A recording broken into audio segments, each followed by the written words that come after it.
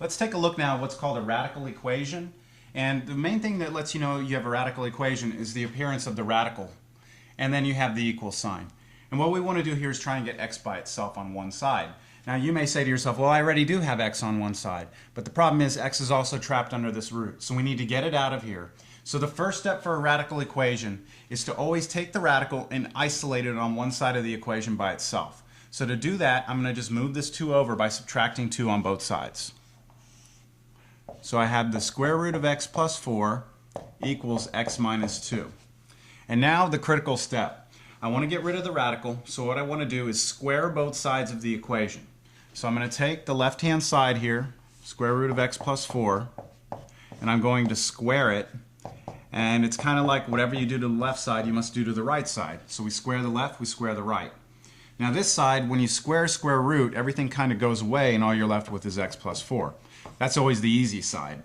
The other side's a little more difficult because we have to actually multiply this out. Remember, that means x minus 2 times x minus 2. Don't make the mistake of just squaring each one. You have to actually expand it. So once we're here, we do our little FOIL technique and we get our right side. So the left side is x plus 4. The right side, let's see, we'll have x squared minus 2x minus 2x plus 4. And then now collect like terms on the right. So we have x squared minus 4x plus 4. I just put these two guys together. And then x plus 4. Now what we have is a quadratic equation. Notice it's quadratic because we have x squared. What we're going to do is move everything to one side. So I'm going to subtract x, subtract x. I'm going to subtract 4, subtract 4. Okay, now the left-hand side goes away. All I have is 0 left now. On the right-hand side, I have x squared. Over here, let's see, the 4's cancel, and then I get minus 5x. So here's our quadratic equation, and we want to try and solve this. Remember, there's a few techniques for solving quadratic equations. This one's actually going to work using factoring. So what I'm going to do now is I'm going to take this, I'm going to kind of switch the order. X squared minus 5x equals 0. Okay, and now I notice that on the left side I can factor an x out. If I factor an x out of each of the terms, I'll be left with x minus 5 here.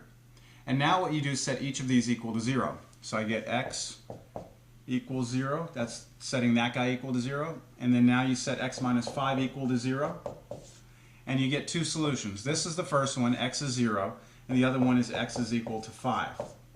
Now, for radical equations, you must always go back and check your answers, just like we did with the just like we did with the rational equations. So I'm actually going to check these just so you see how it's done. I need to take my answer and plug it into the original problem. So I'm going to take my answer here, I'm going to plug 0 in first. So square root 0 plus 4 plus 2 equals 0. And I need to make sure that this is true. Well, this is just 4, and the square root of 4 is 2.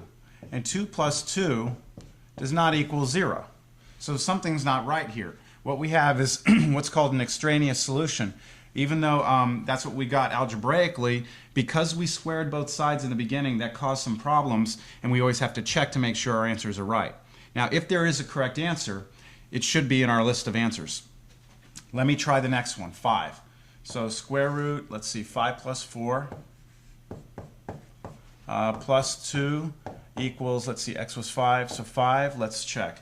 This is square root of 9 plus 2 equals 5. And what's the square root of 9? 3, right? 3 plus 2 equals 5. Is that right? 3 plus 2 is 5. So this is correct. So the only solution we have for this radical equation is x equals 5.